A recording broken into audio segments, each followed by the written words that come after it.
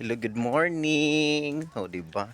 So karon kay dala na pud ko sa kasagingan gahapon kawayanan to siya. So unsaon ta man balik-balik lang gyud ta ani no kay maong bugid ako ang agianan, di ba?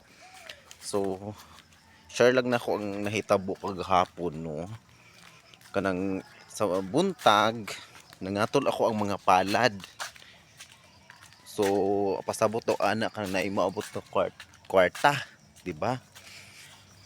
Pero di man jud ko mutuo ana oy kay nangatol man gid akong palad kagahapon no pero di man kwarta ang niabot oy nawalaan man hinuon og kwarta ko gatapal pa ko.